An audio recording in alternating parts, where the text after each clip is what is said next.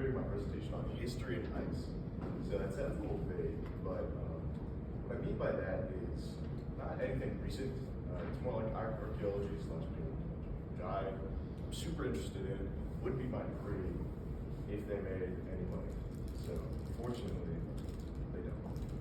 So I'm sure you all are aware of, everyone's favorite Indiana Jones. But what is the difference between archaeology and paleontology? So it's very important to make these distinctions because they're completely different fields of study and they have completely different impacts on society. We'll start with archaeology. So archaeology, quote, is the study of the ancient and recent human past through material remains. So archaeology could be from the 50s or 2000 BC. It's all throughout time. And we're going to be going over some of this for most of the morning. Paleontology is the history of life on Earth as based on fossils. Fossils are the remains of plants, animals, fungi, bacteria, and single-cell living things. So this is like any animal fossil, the dinosaurs. Okay, so first we're going to talk about, sorry if you're squeamish, this is Otzi the Iceman. So Otzi the Iceman is over 5,000 years old, and he was frozen in ice, I believe,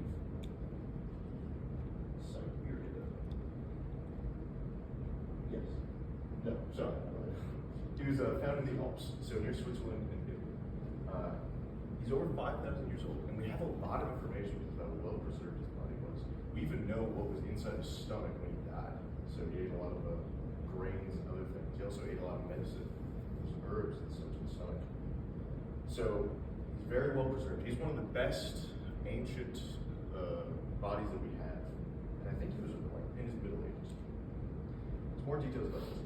He had a lot of items on his person, which can give us a huge insight into what it was like back then.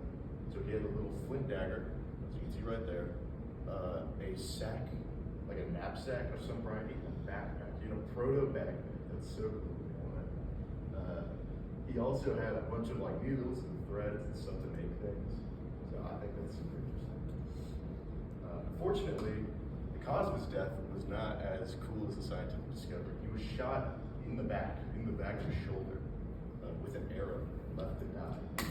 We have no idea why he was shot. Could be he was a bandit, he was fleeing. Could be someone wanted to kill him. Could be a hunting accident. We have no idea. But his death has led to a lot of scientific discoveries. Super important for knowing about what the ancient human was like. So this is an ancient mammoth. This is over, I think, it's over 30,000 years old. Discovered in Canada, in the Yukon province.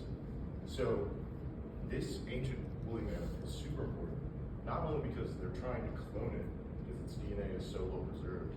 They're also, it was found in the nations of a native tribe, which has a name that I will try to pronounce, Trondek Quenchi people. And it is currently mending the relationships between the scientists and the miners and the tribes people who live there, because they have to work together to study this skeleton. Now, I didn't put a picture of this horse up here. That's because it was super gross and it made me a little queasy, so I didn't put it up there. But it was a foal of a long extinct type of horse in Siberia. And they're attempting to make a clone of it by putting the embryo of this horse into a still living horse. I think this horse is over 42,000 years old. So that's super well preserved. And the blood and the urine of this horse was still liquid, even though it was frozen in ice for over 42,000 years. So now I've been talking about this. What is the point of archaeology and paleontology?